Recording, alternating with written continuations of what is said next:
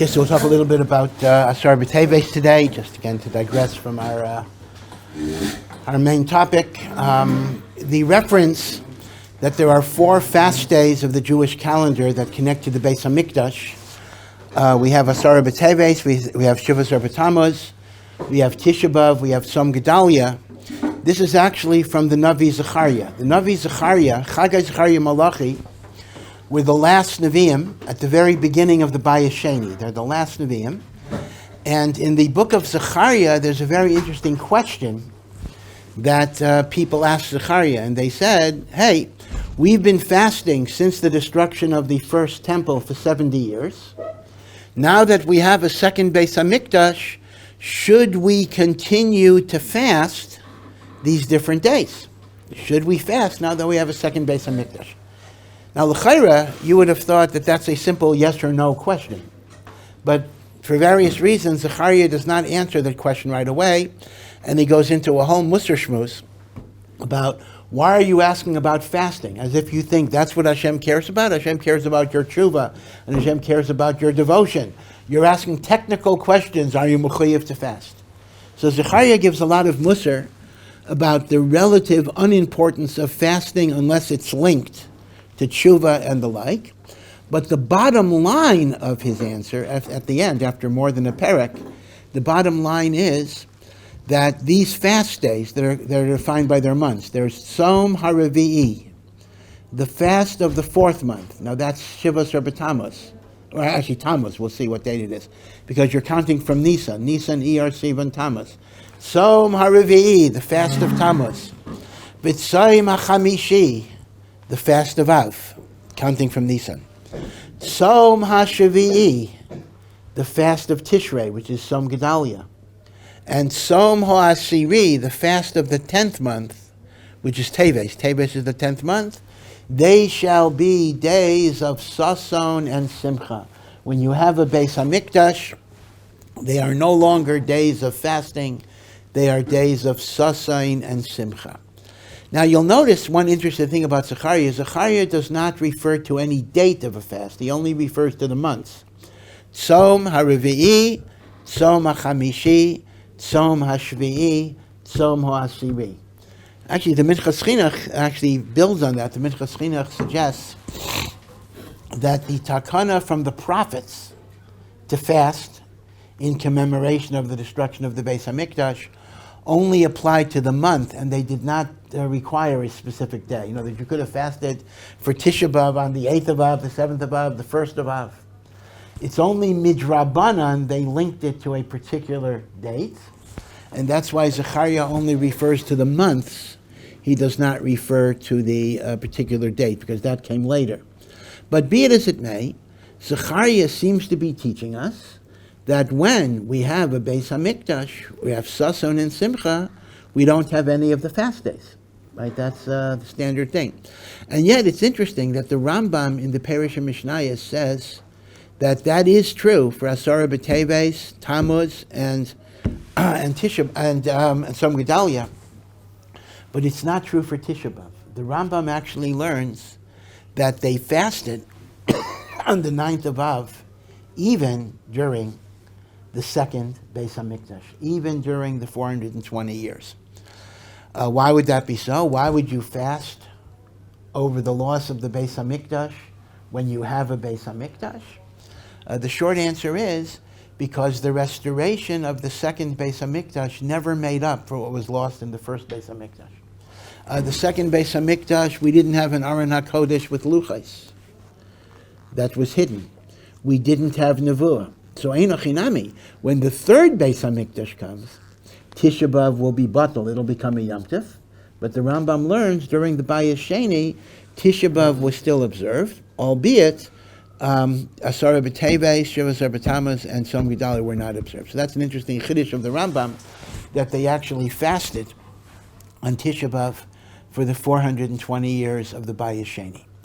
But now, let's look at these 4 fast days and just tie them into the chronology of the time. We have Asar B'Teves, Tammuz, Tzom Gedaliah, Tisha B'Av. Okay. Asar B'Teves is recorded in the book of Yecheskel, as the date in which Nebuchadnezzar's army began the siege against Yerushalayim, which culminated in the Churban 3 years later. It wasn't the same, right? The Churban was 3 years later. Which means Asara B'Teves has no shaychus at all to the Bayis Sheni. Asara B'Teves only has a shaychus to the Bayis Rishon. And remember, nothing happened on that day. Nobody got killed. There was no war. There was no battle. It was the beginning of a siege. Now, we then come to Tammuz.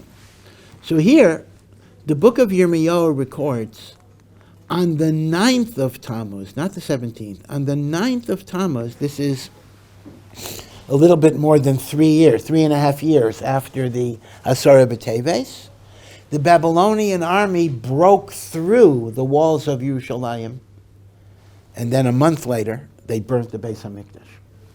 So in reality, what's called Hufka Ha'ir, the city was broken into at the end of the siege, did not occur on the 17th of Tammuz. It occurred on the 9th of Tammuz. So where do we get the 17th? So the Gemara in Tainus is masbir that the Bayis Rishon was Hufka'ah on the 9th of Tammuz, but the Bayis Sheni was Hufka'ah by the Romans. Yerushalayim was Hufka'ah, was broken into on the 17th of Tammuz. And the Chachamim didn't want to make 2 fast days, the 9th and the 17th, because they would have been too close. And that would have been difficult, although l'chayret, some Gedaliah and Yom Kippur are even closer, but they didn't want to make them 2 fast days. So if they're only going to choose one, they choose the day of the Bayis Sheni more than the Bayis Rishon, because the Bayis Sheni is closer to us. So we identify with that Sarah more.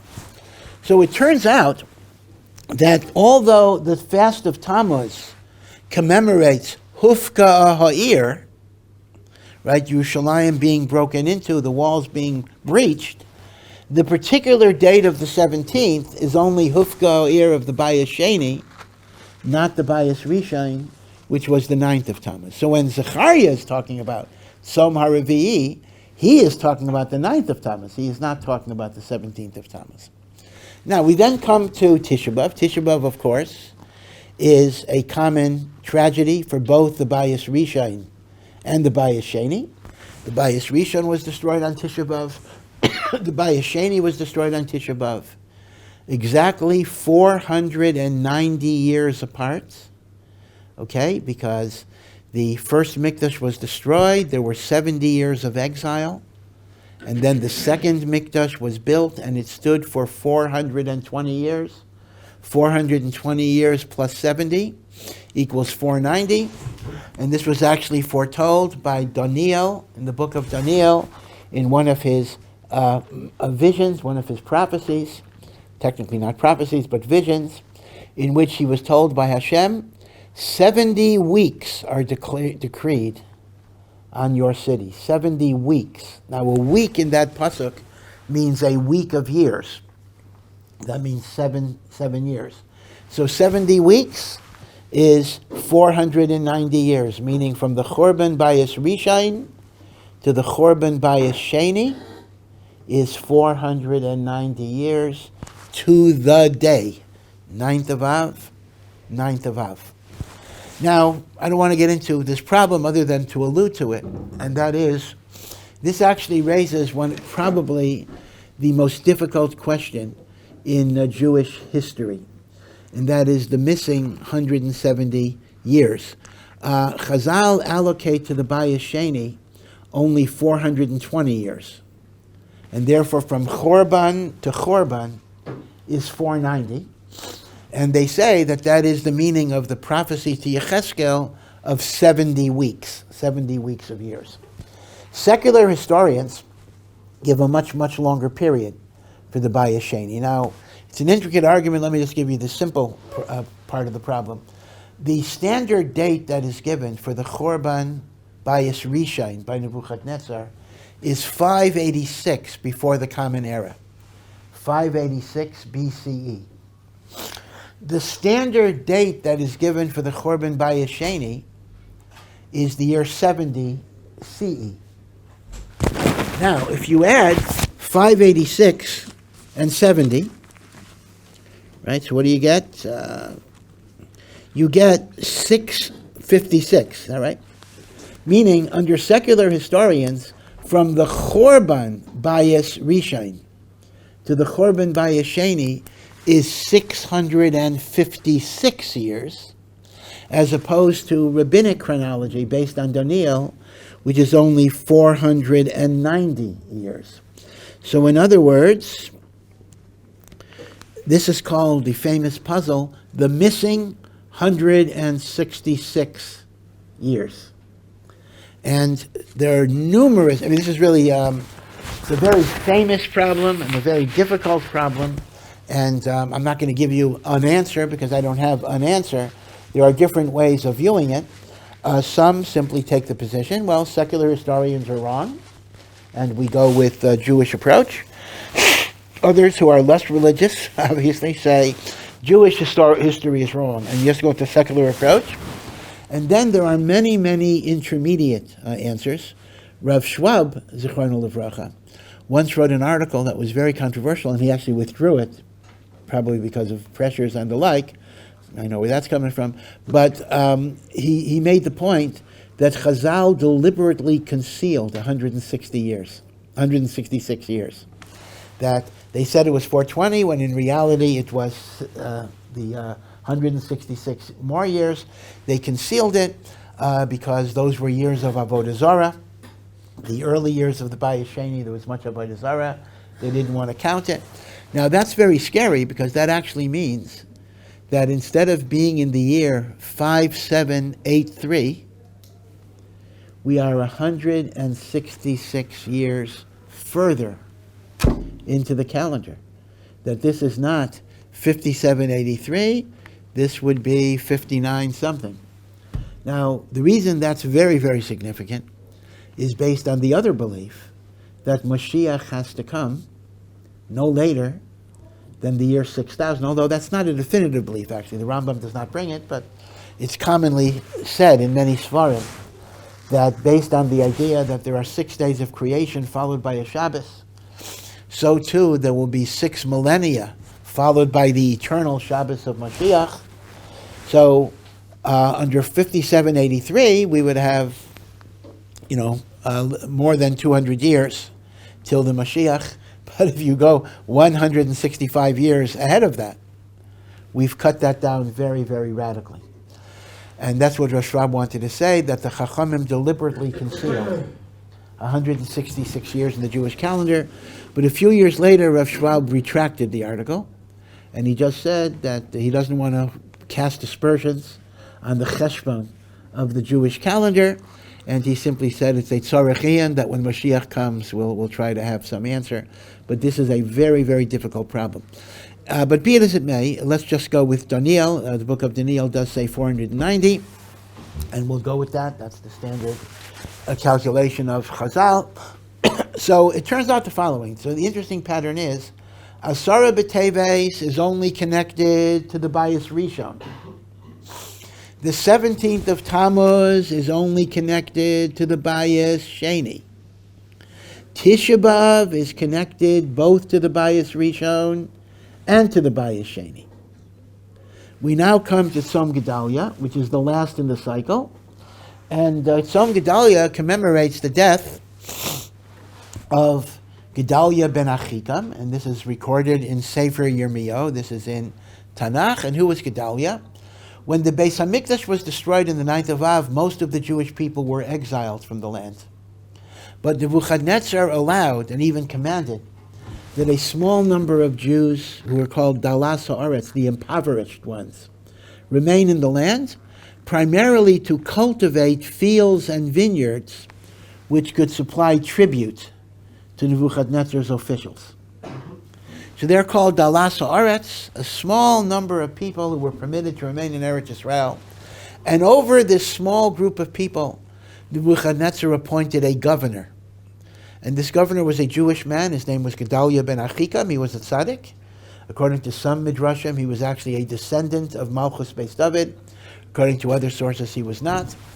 And as long as Gedaliah ben Achikim was alive, there was still a hope among the community, both in Eretz Yisrael and in the diaspora, that perhaps we'll be able to regroup, we'll be able to reconstitute ourselves, to rebuild the Beis HaMikdash, even under Babylonian rule. What happened was, Gedaliah was assassinated by a fellow group of Jews who were jealous for power. Yishmael ben Nesaniah was a Jewish person, and he himself was from Malchus Beis David, and he felt he should be king or governor. And the Gemara says that Gedaliah was a victim of his own righteousness. He was warned by people that Yishmael ben Nesaniah is planning your assassination. But Gedaliah was a tzaddik. Gedaliah does not accept Lashon Hara. He says, I don't listen to Lashon Hara. And when Yishmael ben Nesaniah requests a meeting, let's talk together, let's negotiate a peace treaty, Gedaliah agrees to the meeting, and at that meeting, he is killed at that meeting. He is simply, assassinated murdered at that point. Now, you have to understand, the reason we fast on Tzom Gedaliah is not because a righteous person died. I mean, if you were to fast every time a righteous person died, you would fast every single day of the year. Rather, this was the final nail in the coffin on the Churban Beis HaMikdash. Meaning, until Gedaliah was killed, we still had a sense of hope that maybe we could rebuild the Beis HaMikdash. When Gedaliah was killed, the settlement of the Jewish people in Eretz Yisrael came to an end. Everything was dispersed. In fact, the Gemara says for the next 52 years, until Cyrus allowed some people to return, not even a bird flew over Eretz Yisrael. Again, whether that's literal or not, I don't know, but there was utter desolation, utter devastation. Now that was the death of Gedaliah. Now obviously that's only connected to the first Beis HaMikdash, not to the second Beis HaMikdash. So the pattern once again is, Tzom Gedaliah is only the first Mikdash, Yeshivat Ohr Somayach is only the second Mikdash, Tisha B'Av is both, Tzom Gedaliah is also only the first Beis HaMikdash.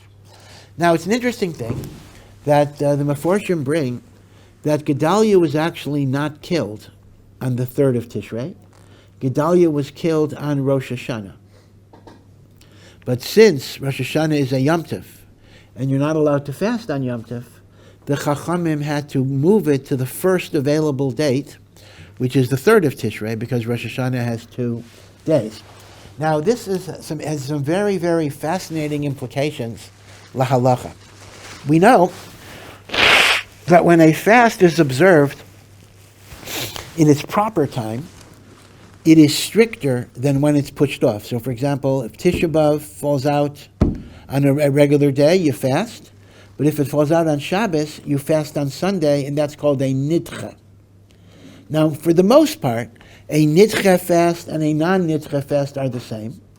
But there are certain leniencies a nidcha has that a non-nidcha doesn't have. And one example is by a bris. Let's assume a person makes a bris on Tisha B'Av, or Yeshivat Ohr or Tzom Gedaliah. Well, Tzom Gedaliah would be the question, or Teves. So what do? You make the bris, or Yom Kippur for that matter. You make the bris, but the meal has to be afterwards, right? You can't have a meal on a fast day.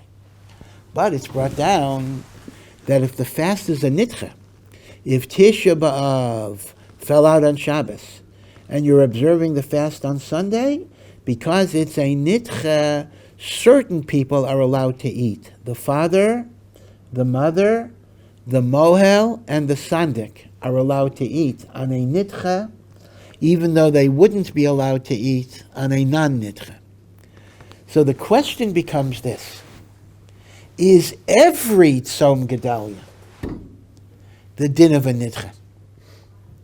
Some poskim say, since Gedaliah was killed on Rosh Hashanah, and we pushed off the fast to the 3rd of Tishrei, every Tzom Gedaliah is not being observed on the right time. It's a nidcha. So that would mean, according to that view, any bris on Tzom Gedaliah, the mohel and the parents and the sandik would be allowed to eat, because it has the din of a nidcha. That's one opinion. Another opinion says, no, that's not a nidcha, because Eino Chinami, it's not the original day, But this was the day that was made for the fast. It's not like Tisha B'Av that's being pushed off to the 10th of Av. Chazal were koveya that the 3rd of Tishrei is the Yom HaTainis. If Chazal were koveya that it's the Yom HaTainis, it's not a nidcha, and you would apply the rules that they're not allowed to eat. Right? So that's a machlokas lahalacha. As of any, if it's nogea l'maisa, talk to a Rav about it. That if you're going to make a bris on some Gedaliah, be aware that there are kulos that would allow you to eat the parents and the moral and the tzaddik. Not everybody else, so it's still going to be true that the Sudas mitzvah of the bris milah would still be after the fast. That's true, but at least those individual people would be allowed to eat them. Does that mean that when they used to do one thing with Shana, the day he was still in charge of the month, that they have some Gedaliah day earlier? Yeah, so that would be a good question, and that would depend on whether you would be allowed to fast on. Is there an Isru Chag for Rosh Hashanah? Meaning, would the second day have the status of kind of being connected? But that is a good point. Okay, so now let me make another point here. So we have these Yomim Tovim. Now, we have these fast days. Now, a second point is that each of these fast days is rooted in a primeval original chait that impressed upon this Zman that this is a time of tragedy and perennials. So, let's look at the 17th of Tammuz. Now, the 17th of Tammuz was the day that Moshe Rabbeinu broke the luchais when he came down from Har Sinai on the 40th day after Shavuos. He saw the Jewish people worshiping the Egel Azav. He broke the luchais, and therefore that became a day of perennials. So the Hufka Ha'ir in Roman times of Shivas Arba Tammuz was rooted in Shaviras Haluchais. Tisha B'Av is similarly rooted in the Chet HaMeraglim. Right, the Meraglim came back after 40 days. It's always 40 days. They came back on the 8th of Av. They gave their report. That night, much of the Jewish people were sobbing and wailing that God has rejected them and they're not going to be successful and they're going to be killed. They're going to die in Eretz Yisrael. And HaKadosh Baruch Hu declared, Atem b'chisem b'chia shel chinam. You are crying for no reason. This day will be nikva, will be established as b'chia l'dairis, an eternal b'chia, right? So just like Shivas Arba Tammuz is rooted in Chet Egel, so too Tisha B'Av is rooted in the Chet HaMeraglim. Now, those two are in the Gemara itself. The Gemara itself points out, or the Mishnah points out, that Shivas Arba Tammuz nishtabru haluchais, and Tisha B'Av is nigzar alav oseinu shelo yichnasu li'eretz Yisrael. Right, that's in the Mishnah. What is Som Gedaliah rooted in? There's no mention. Is there some earlier Aveira that made Som Gedaliah a day of tragedy? So actually, I think there is, because if you understand that Gedaliah was killed on Rosh Hashanah, there happened to have been a very, very big Aveira that was committed on the very first Rosh Hashanah of history, namely the Chet of the Eitz Hadas. Remember, it was a busy Friday. Adam HaRishon was created on Friday, Erev Shabbos. The day of Adam Rishon's creation, if you paskin b'Tishrei Nivra Ha'olam, which we do, was the first of Tishrei. The Chet of the Eitz Hadas and the expulsion from Gan Eden occurred on the first of Tishrei. So it turns out that although we fast for Tzom Gedaliah on the 3rd of Tishrei, but Lamaisa, the tragedy was on the 1st of Tishrei, because that is connected to the Chet of the Eitz Hadas. So that leaves us with Asara B'Teves. Is there some antecedent? Is there some prior sin of Asara B'Teves that made that day a fast day and a day of tragedy? So in truth, we don't really have a clear makor, but I saw from Rabbi Shlomo Fisher, Zichrono Livracha. Now, Shlomo Fisher, I like to say, is the greatest gadol you never heard of. Shlomo Fisher was just nifter a few months ago, less than a year. He was a Gain Otzum in Kol HaTorah Kula. He was Baruch Hashem in his 90s. Talking about Babli, Yerushalmi, Shulchan Aruch, Kabbalah. Not only was he a Gaon Otzum in Nigla and Nishtar, but he was also tremendously brilliant in philosophy, science, all of the Chachmas, Chitzanias as well. But he was totally not involved in any type of political aspect. He spent his whole life just learning Torah and teaching Torah, and therefore he didn't get known. He didn't get known beyond the people that knew him. But tremendous guy. Like anything he says, is like kind of halacha l'Moshe Misinai. And he brings various rayas that Mechiras Yosef occurred on the 10th of Teves. Although I have to say, there's no explicit makar in Chazal to that, but he makes cheshbainis to say such a thing. So now you have a very interesting hierarchy, or very interesting listing. Asara b'Teves is connected to Mechiras Yosef. Shiva Asar b'Tammuz is connected to the Chet HaEgel. Tisha B'Av is connected to the Chet HaMeraglim. Same Gedaliah is connected to the Chet of Adam HaRishon, the Chet of the Eitz Hadas. Now, if we look at these, at least the three Averas, putting aside the Chet of the Eitz Hadas, which is the primeval Chet, but if we look at the three Averas, so it's interesting how they do kind of match the Averas of the Chorban. Mechiras Yosef is the prototype of Sinas Chinam, hatred among brothers. And we know that was a cause for the Chorban by Yesheni. The Chet HaEgel is Avodah Zarah, or at least a form of Avodah Zarah. And the Chet HaMeraglim is also a lack of emunah in Hashem, because you believe Hashem is not going to be able to help you, as well as a lack of love and appreciation for Eretz Yisrael. Okay? Now, I'll leave you with a question which I don't have a complete answer for. It bothers me a little bit. And that is, everyone knows that the Ikar Averis of the first Beis HaMikdash are Avodah Zarah, Gilui Arayos, Shvichus Damim. And the Averis of the second Beis HaMikdash, the primary one is Sinas Chinam. Because they were religious. Sinas Chinam, hatred, polarization. So my question is this, and I don't have an answer, but it's something to think about. If Mechiras Yosef is a remez to the pagam of Sinas Chinam, why should it be associated with a fast day that is only commemorating the first Beis HaMikdash and not the second one?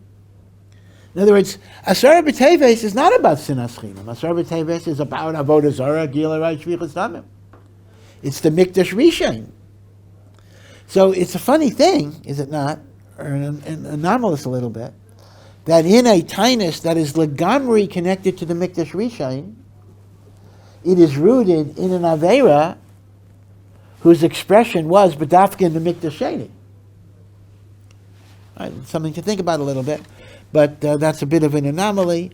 But of course, one simple answer is that when there's Avodah Zarah, Gilui Shvichus Damim, there's also going to be Sinas Chinam. Obviously, if you're murdering people, there's plenty of Sinas Chinam, but still, the Aveira is not labeled Sinas Chinam. The Aveira is labeled Ritzicha and the like. Okay.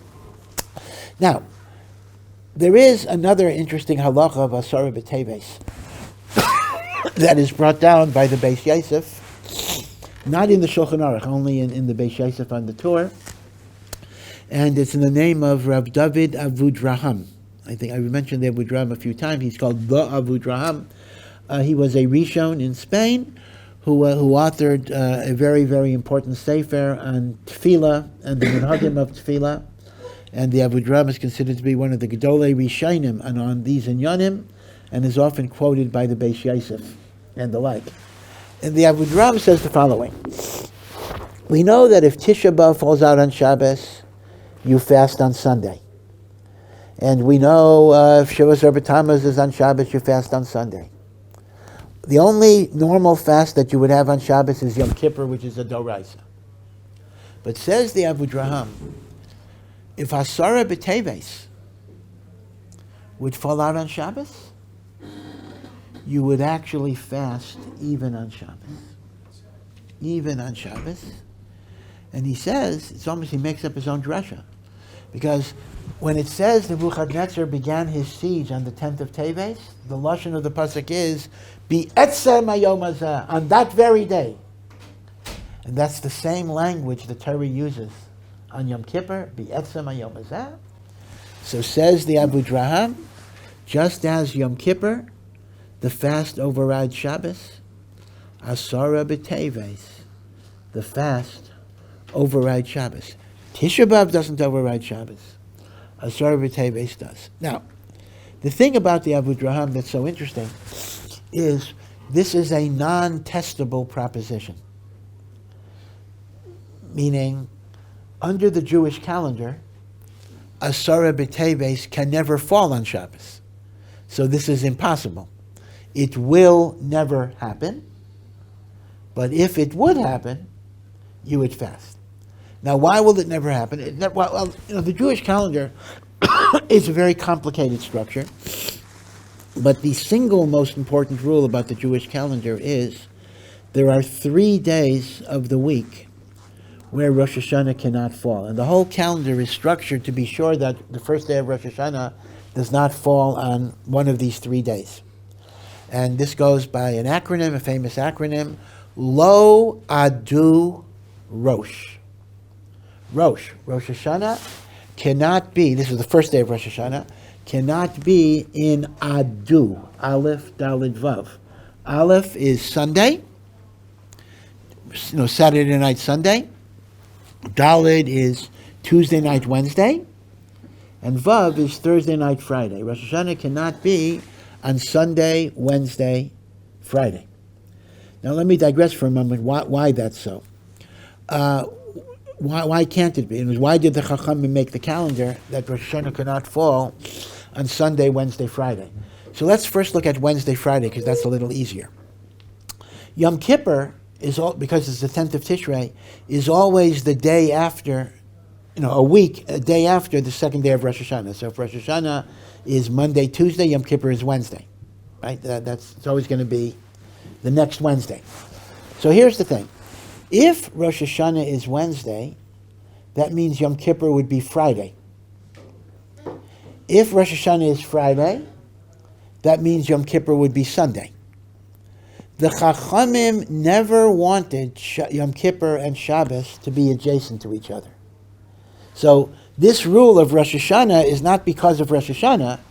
This rule of Rosh Hashanah is because of Yom Kippur. We don't want Yom Kippur to be Friday, and we don't want Yom Kippur to be Sunday.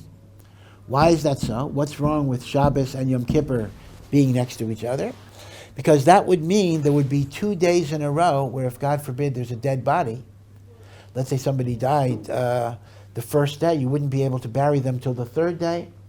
And number one, the halacha normally is very makbid not to delay burial. And number two, in the days where you couldn't really preserve dead bodies, you didn't have refrigeration, there would be a bizayon hames.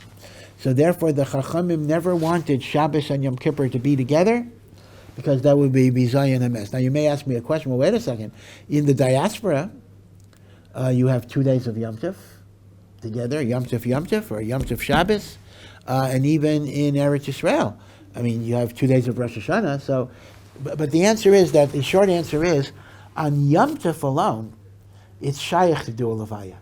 A mace can be buried on Yom Tov. The Gemara says on the first day of Yom Tov, even the first day of Yom Tov, you can have non-Jewish people bury a mace. And on the second day of Yom Tov, you can even have Jewish people bury a mace. So if there's any issue of bizayon, 2 days of Yom Tov can always be overcome, even though it's our custom not to do it, more or less. But right? But the 2 days where you would not be allowed to bury a mace, even through Goyim, are Shabbos and Yom Kippur. And therefore, the whole Jewish calendar was arranged that Shabbos and Yom Kippur will never be back to back. And that's why Rosh Hashanah cannot be on Wednesday, and that's why Rosh Hashanah cannot be on Friday. If Rosh Hashanah is on Wednesday, Yom Kippur is Friday. If Rosh Hashanah is on Friday, Yom Kippur is Sunday. Therefore, you can't do it. Now, what's wrong if Rosh Hashanah is Sunday? That's not a problem with Yom Kippur. If Rosh Hashanah is Sunday, Yom Kippur will be Tuesday. What's wrong with that? The answer is, again, for another holiday, Hoshana Rabbah. Hoshana Rabbah is the 7th day of Sukkot, And if Rosh Hashanah would be on Sunday, Hoshana Rabbah would be on Shabbos. What's the problem if Hoshana Rabbah is on Shabbos? Because we know on Hoshana Rabbah we take the willow, we take the arava, and we shake it, and we beat it. And that is such an important and elevated ceremony that if it would have been Shabbos, we wouldn't be able to do it. So the whole just like you don't take a lulav on Shabbos, etc. So the whole Jewish calendar was made that Yom Kippur will not be on Friday or Sunday, and Hoshana Rabbah will not be on Shabbos. And taking all that together, we get the rules of Lo Adu Rosh. Okay, that's a fundamental rule of the Jewish calendar. Now, that explains why there's a certain flexibility in our calendar. We generally alternate the months between 30, 29, 30, 29, 30, 29, 30, 29. Right, 2 days Rosh Chodesh, 1 day, right, etc. But if you look at the calendar, you'll notice that Cheshvan and Kislev are floaters, meaning sometimes they're both 29, sometimes they're both 30, sometimes one is a 30 and one is a 29. That's why a Jewish year can either be 354 days, 353, or 355. Again, if you go half and half, 30, 29, 30, 29, 30, 29, you will get a year of 354. If, however, you make both Cheshvan and Kislev Malay, you'll have an extra day, making it 355. And if you make them both Chaser, you're going to be missing a day, and it's going to be 353. Right? These configurations go by different names. If it's Cheshvan is 30 and Kislev is 29, that's called Kisidron. You're following the normal order.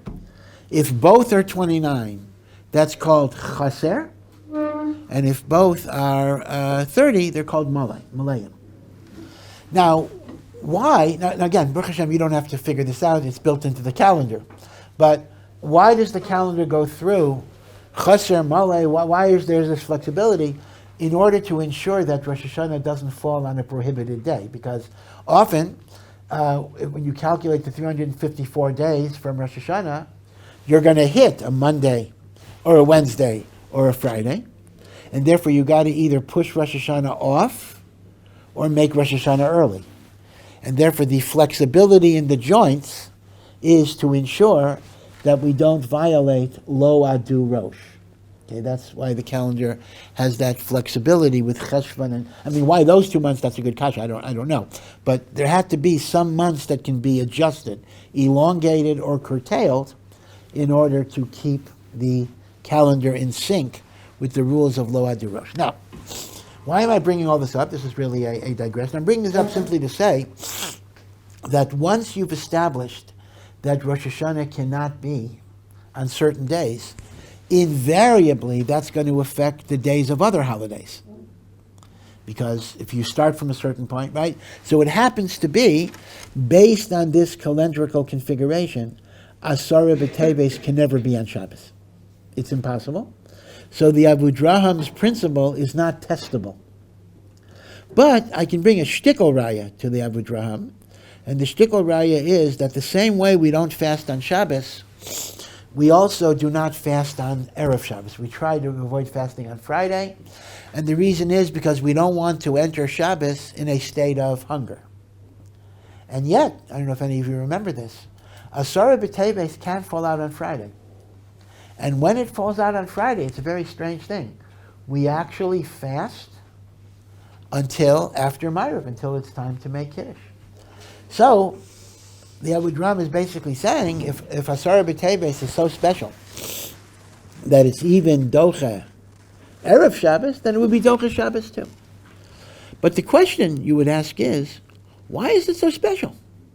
If I had to choose which of these fast days should override Shabbos, I would have thought Tisha B'Av. Tisha B'Av is the actual day of the Chorban Beis HaMikdash.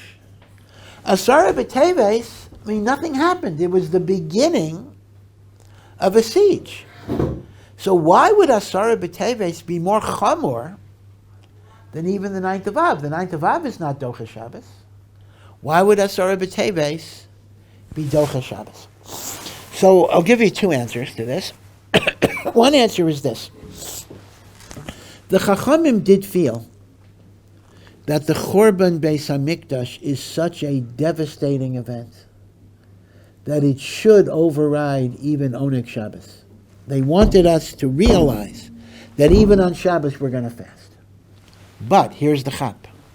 They didn't want to do it in such a way that Oneg Shabbos is totally forfeited. So, the 9th of Av is a 24-hour fast. If we were to say you fast on Shabbos, that would mean there would be no Oneg Shabbos at all. The Chachamim, on one hand, wanted us to fast Zecher L'Chorban, but they didn't want to do it in such a way that's Oker, Oneg Shabbos L'Gamri. Therefore, the fast that they chose to override Shabbos would be a fast that's only a daytime fast, because that way people could fulfill Oneg Shabbos by nighttime. Now that's an interesting answer. The only question is, that doesn't really tell me why Asar B'Teves. They could have done it for Shivas or B'Tammuz, and they could have done it for Tzom Gedaliah, because those are also daytime fasts. Now Yom Kippur is different. Yom Kippur indeed is a 24-hour fast that does override Shabbos, but that's Yom Kippur. And the truth is, there's actually good reasons for this. Yom Kippur is not a fast of mourning and sadness. Yom Kippur is a fast of the joy of tshuva. So, in a sense, I hope you understand philosophically, fasting on Yom Kippur is not a stira to the pleasure of Shabbos, because the tshuva itself is a wonderful pleasure. But okay. Now, a second answer, why is Asar B'Teves so chomer, is they thought that I said very quickly at the end of yesterday, and that is, Asar B'Teves is not only commemorating a tragedy. Asar B'Teves is said to be a Yom Hadin. Just like on Rosh Hashanah, Hashem decides who will live and who will die. On Asar B'Teves, Hashem decides if Klal Yisrael will be Zocheh to the Binyan Beis HaMikdash this year. Now, just like on Rosh Hashanah, even if God decided, Chas v'shalom, that a person would die, they could change the Gezerah by Tshuva, Tefillah, and Tzedakah. So too, even if, God forbid, God decreed there will not be a Beis HaMikdash this year, we could still change it. We could always change it. I mean, that's why, why am I praying for the Beis HaMikdash after Asar B'Teves? It was already decided. No, you can change it. But the difference is, it's easier to get a favorable decree than it is to change an unfavorable decree. So it's easier, meaning to say, once a gezerah is made, it's harder to change it. So the importance of Asar B'Teves, according to this, is the fact that it's the Yom Din for Binyan Beis HaMikdash, and that's why it was so significant. The Avudraham Ram says that theoretically it would even be Docha Shabbos. Yeah. You mentioned in a previous shiur, the Rav mentioned that there was that the Takana from the Navi can even override like Yom Kippur, and they had like a meal in Yom Kippur at one time in the past. Yeah.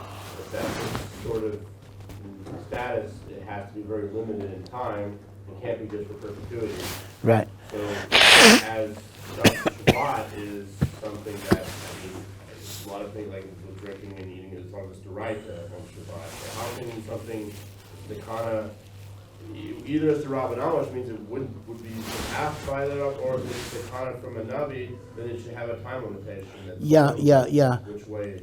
Yeah. So first of all, there's a time limitation, because when the Beis HaMikdash is built, the fast of Asar B'Teves does get canceled. That's one thing. But the other thing is, it's not so clear that fasting on Shabbos is a Torah prohibition. I mean, many say that itself is from the prophets, and therefore they could modify it.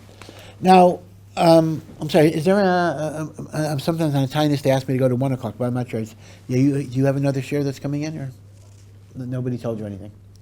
I think I'm supposed to fill in the time. Okay, so I'll continue unless there's somebody out there. If there is, just give me a signal.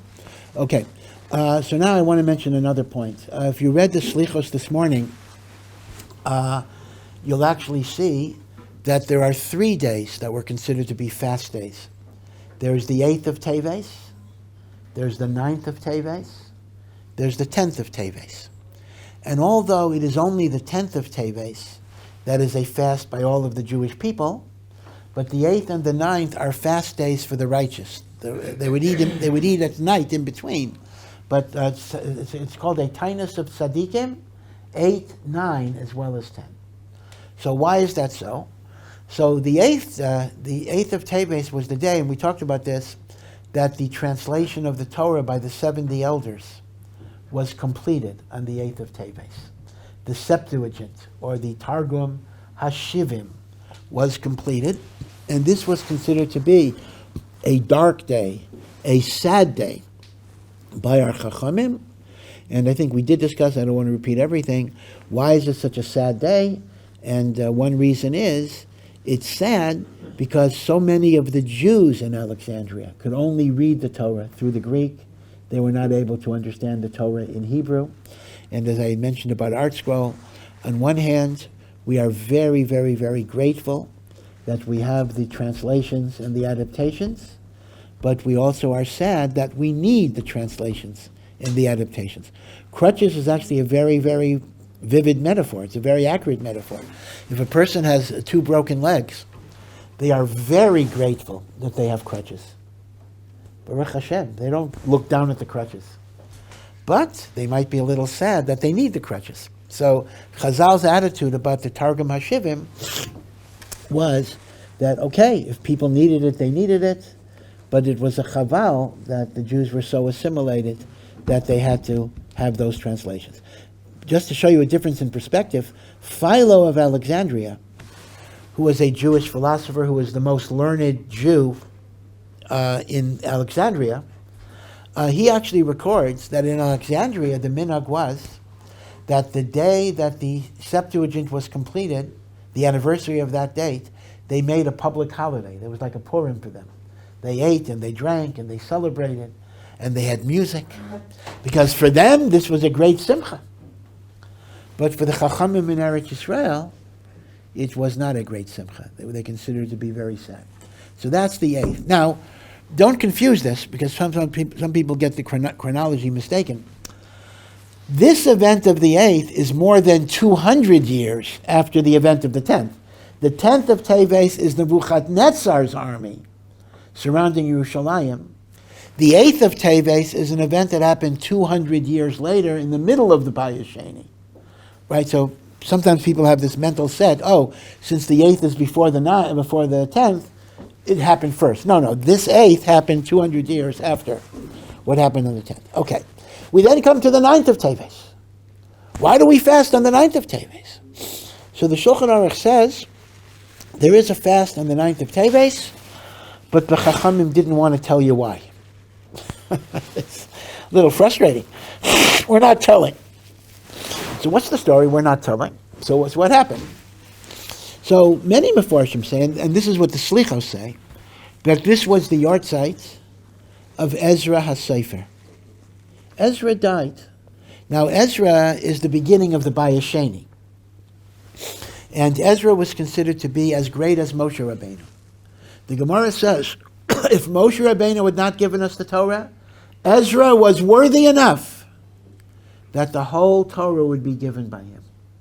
And as a result, when Ezra died, the loss was immense, the loss was enormous, and we're misabel. And if you ask me the kasha, so how come people don't fast when Moshe died on the 7th of Adar? The answer is they do. That's also a Tainus Tzaddikim. The people who fasted on the 9th of Teves because of Ezra would also fast on the 7th of Adar because of Moshe.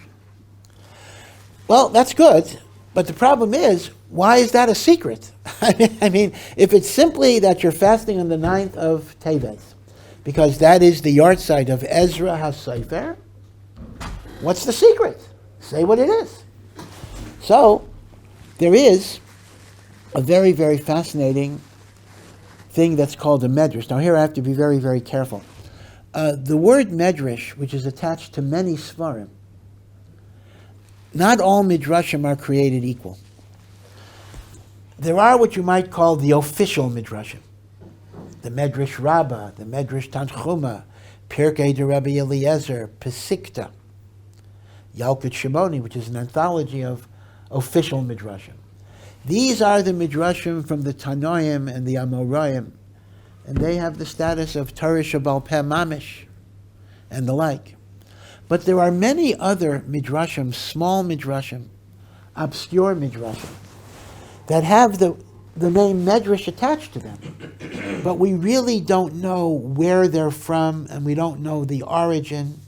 A lot of them, I mean, we know more or less the time frame. They emerged in the time of the Gaonim and the time of the Rishonim, but sometimes these were lost manuscripts from the Tanoim, and sometimes they were just things that were written. A lot of the midrashim of Hanukkah that we talked a little bit about are these types of midrashim. They're not from the Medrash Rabbah. They're not from the official midrashim. So there was a fellow, very interesting person, Rav Yehuda David Eisenstein, Zichrono Livracha, who was a learned European Jew who came to America in the early 1900s. And life was very tough. He was a big Talmid Chacham, but there were no yeshivas. America was illiterate. There was almost no Orthodox, not even that many Orthodox people at all.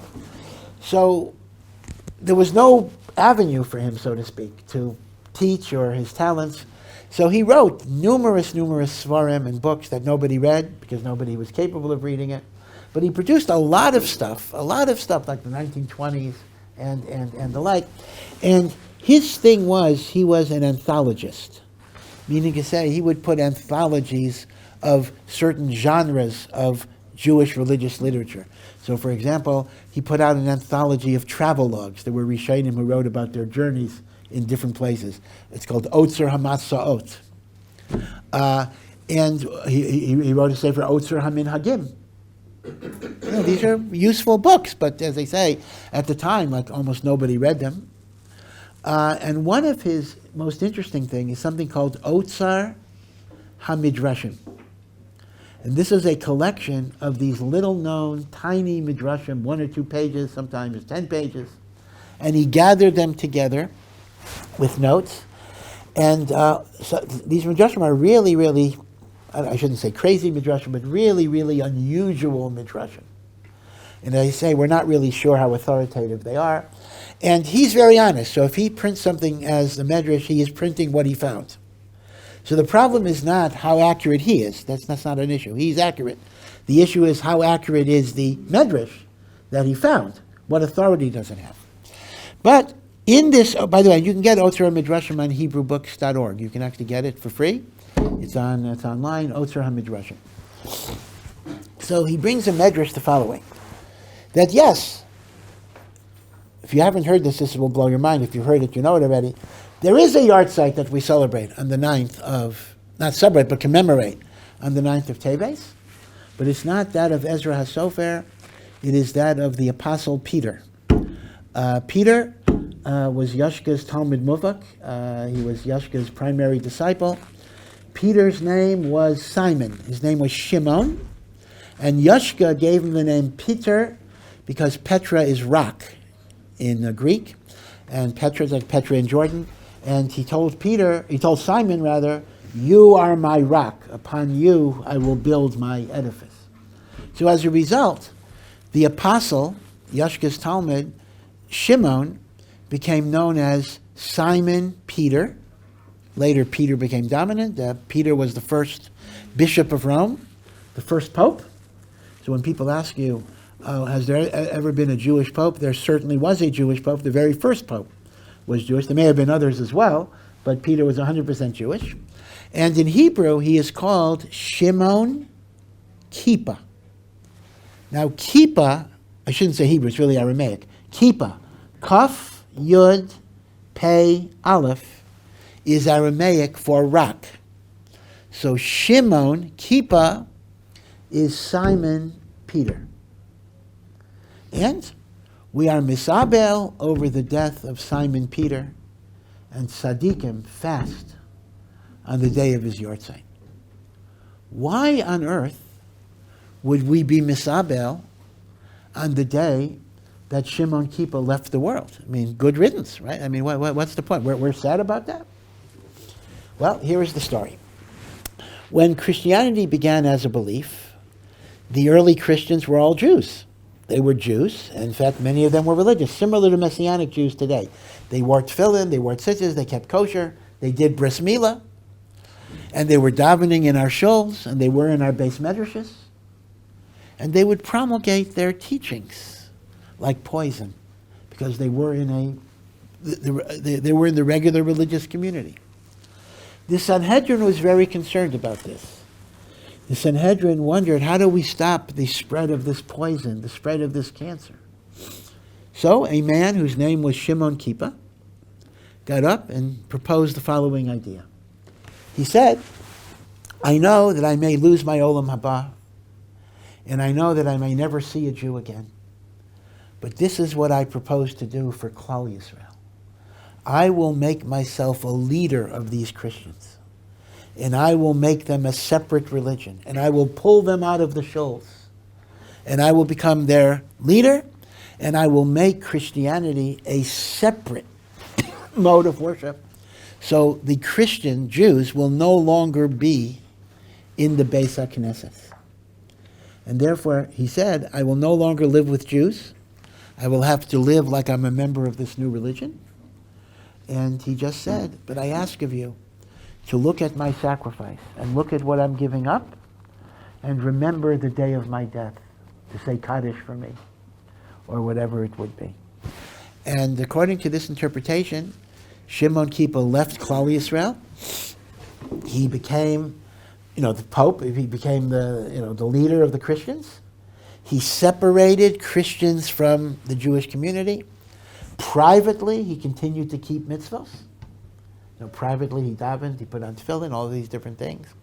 But he never allowed himself to be connected to the Jewish community again, because they had to think, the Christians had to believe that he was theirs. He was theirs, he belonged to them. Now, some people apply this to Paul. You may have heard it, but the emes is that, at least in the Medrash, it does not say it about Paul. It says it about Shimon Kippah. So, according to this, therefore, the fast of the 9th of Teves was observed by tzaddikim to commemorate the death of Shimon Kippah. But the reason the Shulchan Aruch says we don't want to publicize it is, number one, many Jews wouldn't understand what on earth we're doing. And number two, many Christians might get antagonistic that we're claiming Peter was a frum yid. Jews have to have their hand in everything. Even Peter, is a frum guy. Whatever it is. So because of this was kept as a low-key fast. Now, to add something even more to the mix, which will again blow your mind if you haven't heard about it, he made one other request according to this medrash. He says he composed a prayer of praise to HaKadosh Baruch Hu, because he knows, in a sense, he's leaving Hashem by doing this. But he wants to leave Klal Yisrael with a beautiful, beautiful prayer. And he asked that they recite it as part of their davening. And according to this medrash, Shimon Kippah is the author of Nishmas Kol Chai that we recite on Shabbos. And for many people, Nishmas Kol Chai is a general. In fact, Rebbe Kanievsky, Allah Shalom, when people had sorrows, so they needed a Yeshua, she would often tell women to say Nishmas. So Nishmas is recited as a freestanding prayer, in addition to on Shabbos and Yom Tov. Now, it's interesting, there is a sefer from the Rishonim called Machzor Vitri. Machzor Vitri. You may have heard of it. It's in the Beis Medrash downstairs. Vitri is simply a city in France, and Machzor Vitri was a siddur, a siddur, that was compiled by Rav Simcha of Vitri. Again, that's a city. And Rav Simcha of Vitri was a Talmud of Rashi. So many minhagim of Rashi are from Machzor Vitri. That's a big source.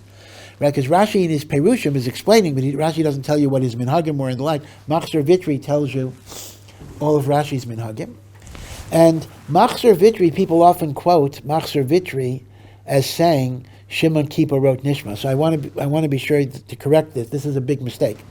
Machzor Vitri mentions that some people say Nishmas was written by Shimon Kippah. He does mention it. But then he says that's a blasphemy, and one is not allowed to say that. So Machzor Vitri does not accept Shimon Kippah. as the author of Shmas, but there are some Makarists that do.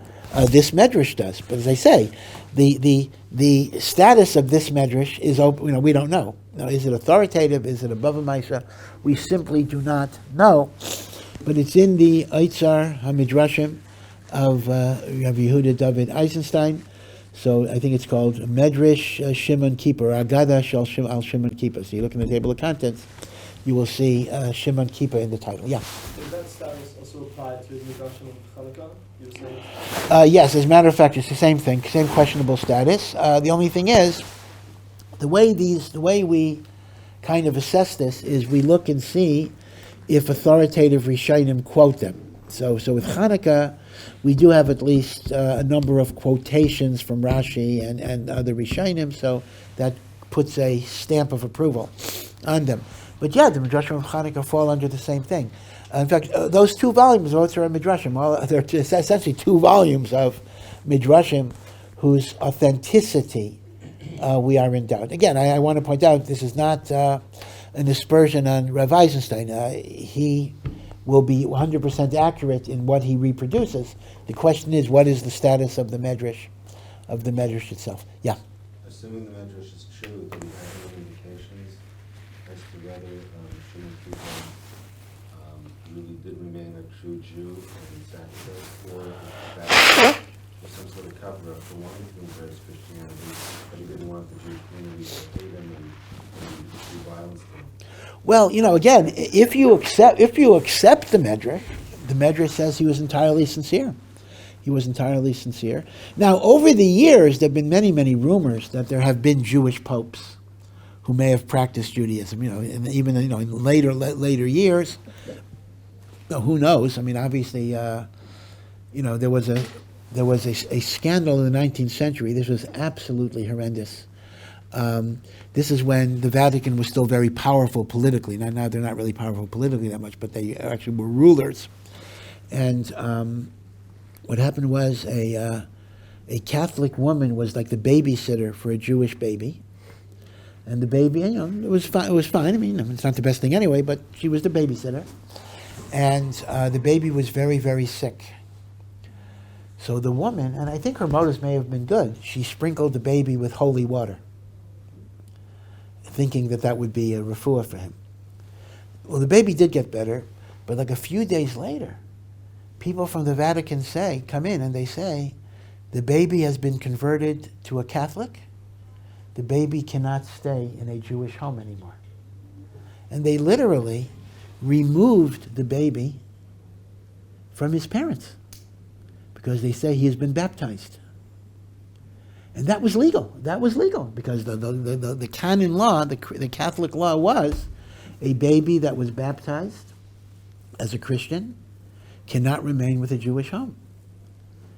And the boy grew up. He never married. He became like an assistant to the Pope or whatever it would be. And he knew his story, but he had no connection with the Jewish community. So you have more than one. That's not the only case. That's a very famous case. Edward Mortrara. But I'm saying, as a result, you did have Jewish people who were in the Catholic Church.